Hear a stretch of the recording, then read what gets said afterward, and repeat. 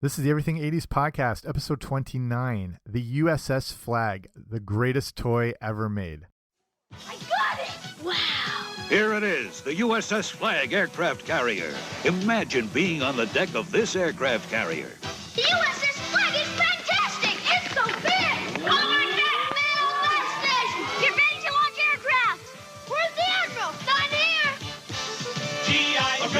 Fire! Beast on Cobra! Yo, Joe! USS Flagg aircraft carrier comes with what you see here. Other figures and equipment sold separately. Yo, Joe!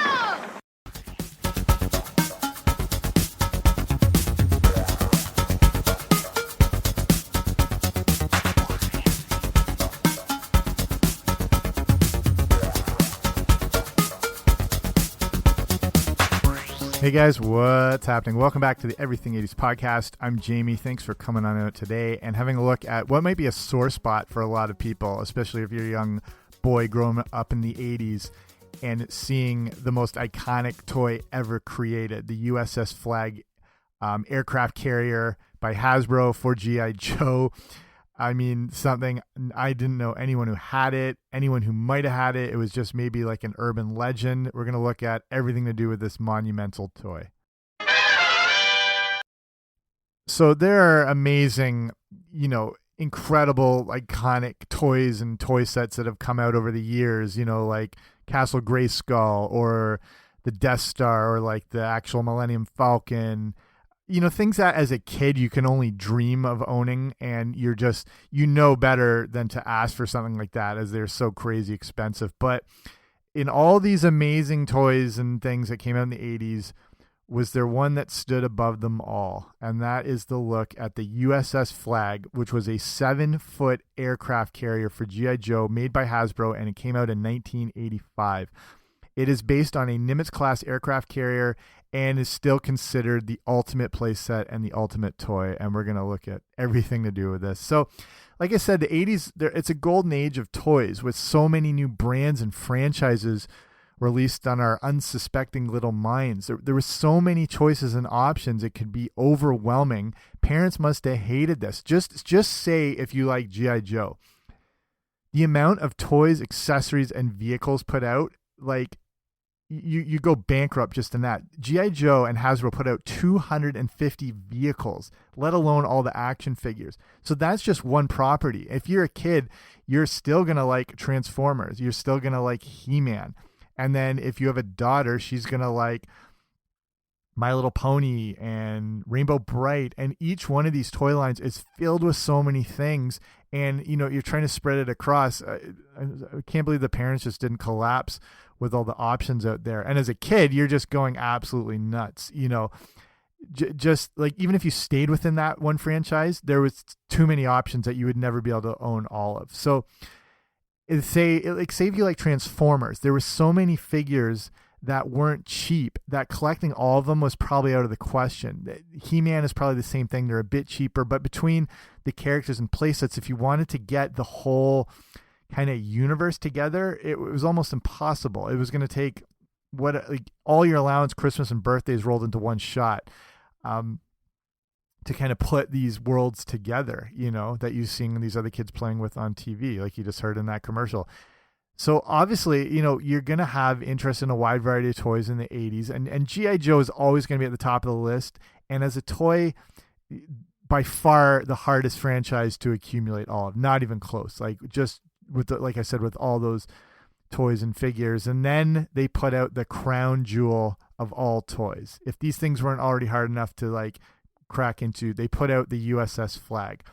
So what was the USS Flagg? It was the toy you could only dream of. It was so big that it could be considered more of a play set because you couldn't even move it. It was that big. It was 7 feet long. Even though it was technically a boat, it wouldn't float at all. It couldn't be used in the water like the G.I. Joe Killer Whale hovercraft, which is probably one of the best toys I ever owned that I somehow was able to get. I think maybe that was the secret. Now I'm just realizing as I'm recording this, if G.I. Joe put out this massive expensive toy that they knew no one was going to get, and if a kid asked for it, by comparison, something like the Whale hovercraft, which was still expensive, but look crazy cheap compared to the USS Flagg. Parents were more likely to go and buy that toy, or the ones that were at the higher end of the spectrum, but they paled price-wise in comparison to the USS Flagg. That might have been a brilliant marketing strategy, which is just occurring to me right now, because I got the whale hovercraft. So like I said, it was the fact that it couldn't float made it more of a play set. And okay, so the USS Flagg measures in at 7 feet 6 inches and is the largest toy play set ever created. In 1985, it sold for around $109.99. If you convert that for today, it's about $250. Not like obscene when you think of the prices, say, some electronics or like iPads, but for a toy, like me personally, I knew better than to try and ask for that. That was just a waste of ink when you're writing your wish list. So they named the USS Flagg with 2 G's. It's not FLAG, it's double G, as it's named after General Flagg, who was an original G.I. Joe character used in the comic books. He was actually killed off in issue 19. So General Flagg in fiction is actually the guy who's credited with creating G.I. Joe. The USS Flagg was available in 1985, then in 1986, and they stopped being produced in 1987. So here's some things that came with the USS Flagg. Came with 1 action figure, which is so generous, which was Vice Admiral Keelhaul. And he was a character that was featured in the comics, but he was never actually seen in the cartoon show. They still take a lot of their mythology from the old comic books. So instead, they had Admiral Ledger. This is in the cartoon. Admiral Ledger was captain of the USS Montana. And it kind of seems weird. Again, all this is occurring to me now as I look at it. It seems weird there isn't any continuity here, where Hasbro was so careful in how they marketed their toys through the cartoon. The fact that they had different admirals, like Keelhaul compared to Admiral Ledger, and then the USS Montana wasn't the USS Flagg, that seems very weird, because one thing G.I. Joe did, which all cartoons did, but they sort of set the standard on, and I've talked about this before if you've listened to shows, every episode you see of G.I. Joe is a 22-minute commercial, and every episode is used to launch new characters, new toys, new accessories. So in every single episode, they make it very clear that whenever characters talk to each other, they always refer to each other by their full name. That way you know what you're looking for with the toy. Whenever in G.I. Joe they're talking about a vehicle, they don't just say, let's get in the hovercraft. They'd say, let's get in the killer whale hovercraft. They're branding the toy right in the show so that you know it and you see it. So since they were so careful with this, it seems very weird that they didn't do it with the USS Flagg, but whatever. Okay, so what is the USS Flagg based on? So if you're a ship nerd, don't lash out at me here, but the USS Flagg is not considered a supercarrier, and it's often mistaken for a CV-66. This is because the number of the ship is 99, but the stickers for it are technically facing the wrong way. So to identify the numbers on an aircraft carrier, if you were standing on the deck facing forward, the numbers should be facing you. The way the toy would have you put them on, turn them around so you were seeing a 66. So the USS Flagg is technically classified as a CVN-99, and the C stands for aircraft carrier, the V indicates fixed wing, and the N means it's nuclear powered.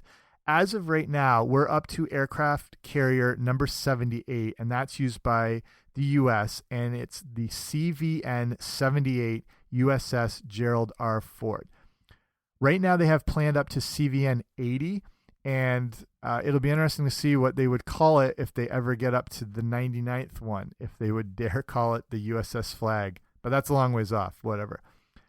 So this toy is massive, but it's not actually built to scale. So a G.I. Joe figure is 1/18th scale of a real human, which means to build a toy aircraft carrier in the right proportions, the USS Flagg should have been 63 feet long and 13 feet wide.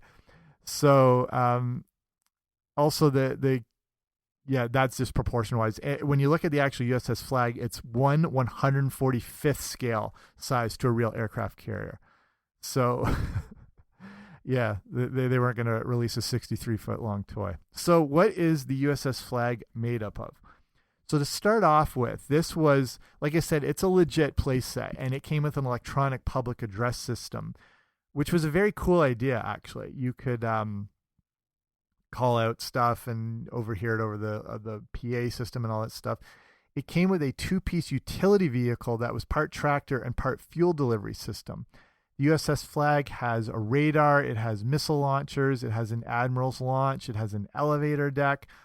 It came with an arrestor cable, and that is, if you've ever seen the videos of planes landing on an aircraft carrier, you've seen that they have a giant hook attached to them that's coming off the back of the plane that catches onto a giant cable on the deck, which helps to slow them down, so they obviously don't overshoot the whole thing. They would also use a catapult assisted takeoff, and that would like slingshot the planes off the deck as they took off. So the thing is, the problem, none of the toys, like say the G.I. Joe Sky Striker plane, had the hook on it that would allow it to slow down on landing. But the USS Flagg came with one that could be fitted onto the back of the Sky Striker's rear stabilizers, so it can interact with the toy. Kind of cool little features. But of course, you're paying this money, it better have all these features. None of the toys, like the deck of the carrier now is, it's got these built-in pieces and it can work with the toys, but it's made up of some like really big plastic pieces. So to put it all together, some of the pieces are more than 2.5 feet wide and 3.5 feet long. And to make it seem like it was heavy duty, because the planes are coming in hot and landing hard and they've, everything like that, they used, to give it this heavy duty deck feel, they use these deck plates that were made out of the same kind of plastic used to make playground equipment. So this thing is strong. And since some of the pieces were so big, it came with some massive stickers that like to fill up the spot. They were so big that they had trouble staying glued to the toy. So some of the lane markers on it were so long that they wouldn't stay in place. And over time, reproduction placement stickers would be made, and they would cost hundreds of dollars, just like because they had to specially make these things, and they were so big. And this thing is just a money pit. Again, the whole deck is so big. Like, look up pictures of this thing if you need to. It's you can go to the show notes if you're listening on YouTube or on your phone or whatever. If you look in the phone, there should be a link to show you the whole article and pictures and everything like that. So the deck is so big, it has to be held up by actual support beams to try and just kind of like make this thing be more stable, and also to reduce the plastic use. And so if you look at it from the back, it doesn't look like a toy. It looks more like scaffolding. So it was part function and then part to cut down on the manufacturing costs and then the overall retail cost. So again, it's probably more fair to think of the USS Flagg as a playset as opposed to a toy. Okay, here's how you put the USS Flagg together. It starts with, you have to be a contractor almost to put this thing. It starts with 9 different trusses to help support the deck. But the trusses in it were actually known to be pretty fragile, and those are one of the only like really weak part of the set, and they could break easily. So with that in place, on top of the framework would be those 5 different deck plates, and you had small little clips would be crucial for keeping the deck plates attached securely to the trusses, and those pieces held up pretty well because they were made from playground equipment and they could survive a tornado. The tower part was made of several light gray pieces that would easily snap together, and these pieces, even though they would snap together easily, like the snaps and all those things, like the connecting parts were quite flimsy, and they were more prone to breakage. So if you like moved it, there was a chance to break it. Then once it was all consumed, like put together, the whole tower would then slide into the main deck plate. So the tower is held in place with a couple of Y-shaped pins, and things like that can easily go missing. So the whole thing was at easy risk of falling apart if you lost any of the little bits. Next, there's the long, flexible plastic strip that runs alongside the hull to make it look like it's a contained unit. So like I said, if you look at it from the back, it looked more like scaffolding. If you looked at it head on, like the proper way, it looked like an actual boat. And that's because of that long plastic strip thing. So that's pretty much it. But the whole thing is, you know, like it's not designed for mobility. It's meant to stay in one place. Like you're not meant to, even if you could, you know, pretend you're sailing it through your living room. First, you probably wouldn't have enough room. Second, you need a team of people to try and move this thing in one thing. Like if you were trying to push it from the back, the whole thing would probably collapse or break. Parts of it would break. And then, you know, if you wanted to move it, you needed that team to take it apart, move it, and reassemble it in another location. So not the most transportable of toys. Even just the box it came in was 42 inches, which no kid is going to be able to move that thing. So I look at now, the article I wrote this on, that I based this on, it was like, was this a toy just for the elite? And it's funny to joke, you know, you're talking about like, I'm going on 30 plus Christmases of not getting the USS Flagg, but it was an interesting thing that it would have isolated a lot of kids. And I think you need to look at it as being a high-end choice for maybe more fortunate kids, because not only was there the steep price tag, you need to look at it from the viewpoint of a play set. To use the thing properly, it means you had to have a lot of, like, if you watch the commercials, it's not just the play set. It's kind of pointless unless you have like the planes to take off of it, you know, or the other vehicles that would drive around, or like the hovercraft that would be able to come up and dock alongside it. So it meant getting the USS Flagg was kind of like getting a bill, because to really play with it meant you had to have all those bigger and more expensive vehicles that were like designed and meant to go with it. There were that, like, example, like those certain areas, like the elevator parts, were designed for specific vehicles. And so it implies you either had all these toys or you would be getting them.